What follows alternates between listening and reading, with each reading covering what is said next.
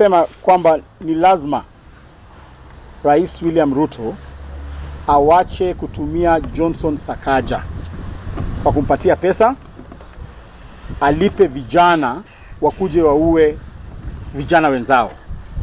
Ningependa kuambia Sakaja, juzi tumeona ukipatia bibi ya marehemu Ojwang kazi. Lakini kwa nini umpatie kazi na tena uchukue pesa kuua kijana mwingine?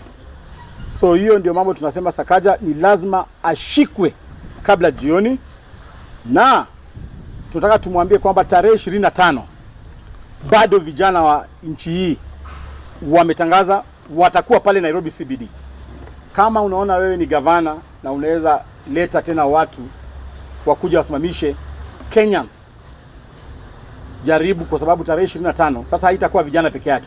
Tunaenda kuleta hata wamama, hata wabunge, hata wazee. Kila mtu tutamtoa, tumlete pale Nairobi CBD. We must exercise our constitutional right. Na maandamano haya si ya chama, si ya kisiasa. Hii ni maandamano ya vijana na ni anniversary yao. Party leader alionya kwamba kuna mpango ya kuumiza vijana wetu, na akakaution kwamba wale watu ambao wanapanga kuumiza vijana wetu kama wakina Sakaja kwamba wako katika rada yetu. We are supporting the young people and the liberation journey that has been started by the young people of this country. Mambo ingine hiyo ya international ni kwamba sisi kama chama tuna msimamo kwa sasa hivi, but the international community, the whole world is watching, and I'm sure they are responsible enough. Najua inakaa vibaya sana kwamba sasa hivi kahawa yetu imefungiwa Mombasa na majani chai haiwezi enda kule Sudan. We cannot export tea and coffee to Sudan, yet we are exporting firearms to Sudan. Sasa Kenya imefika mahali tunapeleka bunduki kule, lakini kahawa na majani chai yetu haiwezi enda kule.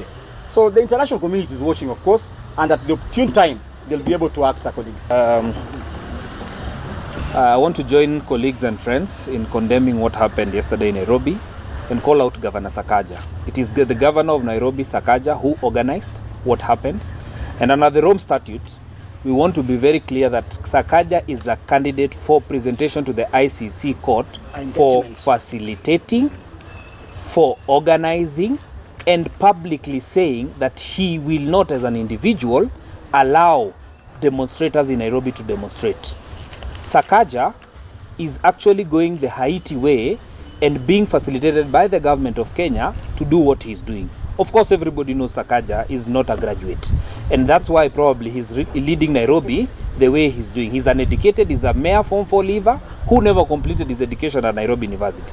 Lastly, nataka kumweleza Sakaja, unaweza kuwa uko na umaarufu wa kuwa governor Nairobi, lakini tunajua governor hujasoma.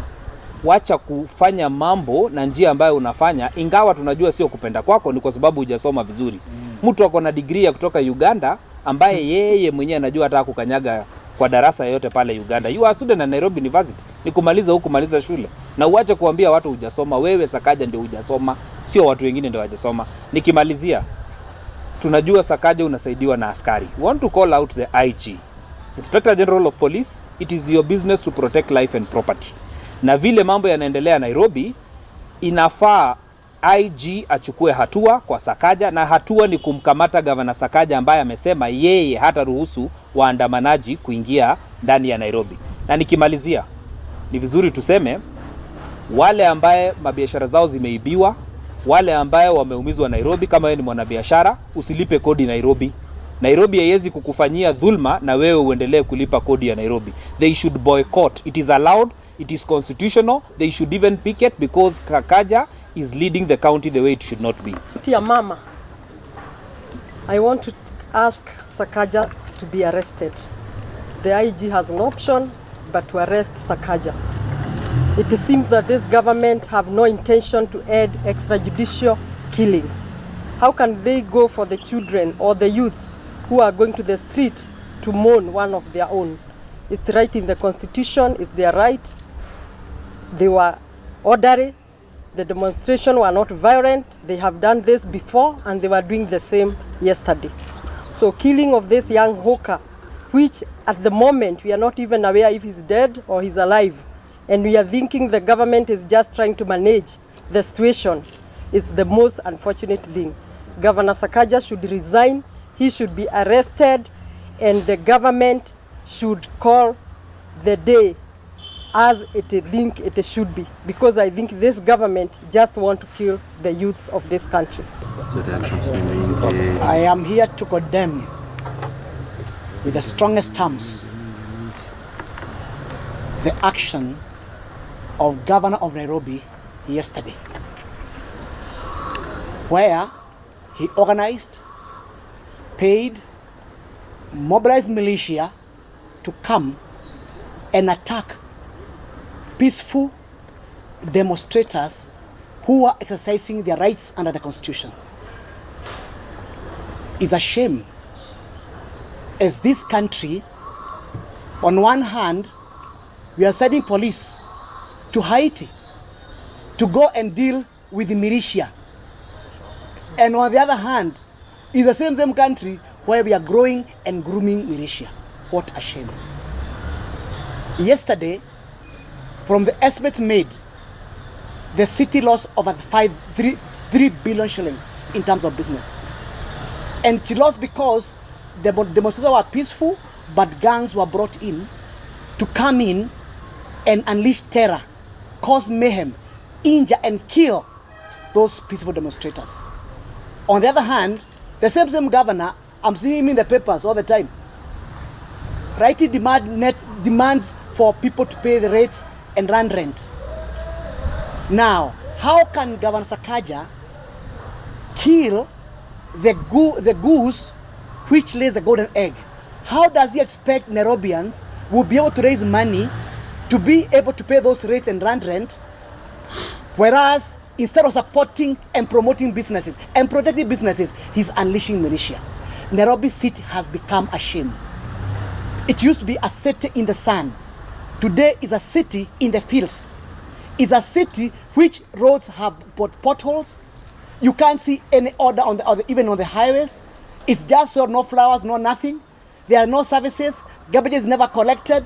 There is insecurity, and yet the governor who Nairobi elected has the audacity of abandoning the job he has been given by Kenyans, but bringing militia.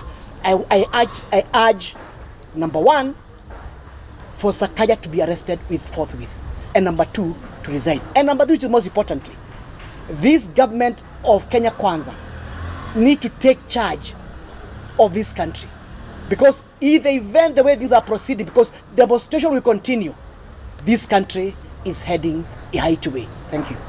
Okay. Thank you, media, for joining us here today. My name is Wanjiko Vega. I'm the National Youth Leader, DCP Party.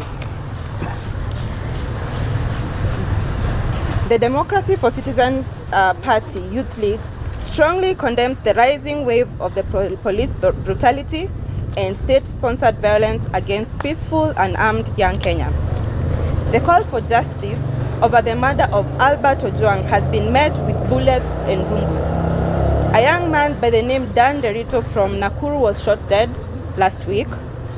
An innocent entrepreneur by the name Boniface Mwangi is currently in ICU at Kenyatta National Hospital after being shot at close range by the police, and one Philip Okech on his neck. Acts of attempted murder that must not go unpunished. Article 33 of the Constitution of Kenya guarantees the freedom of expression, while Article 37 affirms the right of every person to assemble, demonstrate, and picket peacefully. The events witnessed in Nairobi over the last week are a direct assault on the rights, and those responsible must face full force of the law. We place direct responsibility on Mr. Johnson Sakaja, the Nairobi governor, a leader who has now weaponized his office against young Kenyans. Sakaja is on public record saying he will protect the city by any means possible.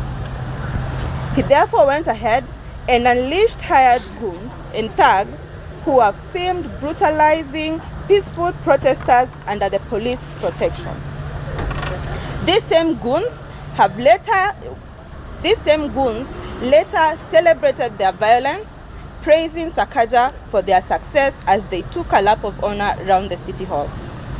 Mr. Johnson Sakaja, Governor Nairobi, must be arrested immediately and investigated for 1. Criminal collusion with armed gangs, 2. Sanctioning attacks on peaceful citizens, and 3. Being directly liable for the destruction of property and businesses in Nairobi during the recent protest. This is no longer a political issue, it is a criminal offense. As a youth league, we demand the immediate arrest and prosecution of Governor Sakaja, and public independent investigation into his role in organizing and protecting violent gangs. Full compensation for business owners affected by the destruction under his watch, and arrest and prosecution of all goons and officers involved in the violence. We remind the President, you cannot wash your hands of this. Nairobi is bleeding under your silence. This movement will not die, we will not forget, and we will not be silenced. Thank you. Kiprotich. I'm the Secretary for Youth Affairs, the Grand Old Party. And I want to as well express my profound disappointment with the current regime. The cold-blooded shooting of an unarmed mask vendor at close range by a police officer during protests in the CBD is tragic and a shocking abuse of power by the police. Equally alarming is the infiltrating of peaceful protest by a ragtag militia, wielding batons and robbing pedestrians and bystanders in broad daylight. This is lawlessness being entrenched under the watch of law enforcement. The role of the police is to protect citizens, including protesters exercising their constitutional rights, and not to stand by as marauding goons unleash terror on innocent people. While we condemn these actions, that police officer must be identified, arrested, and charged. And we move ahead to call upon all opposition political parties, youth leagues, to join in and form a united force comprised of the youth to continue championing for the youth agendas in the political space and even within political parties. Thank you.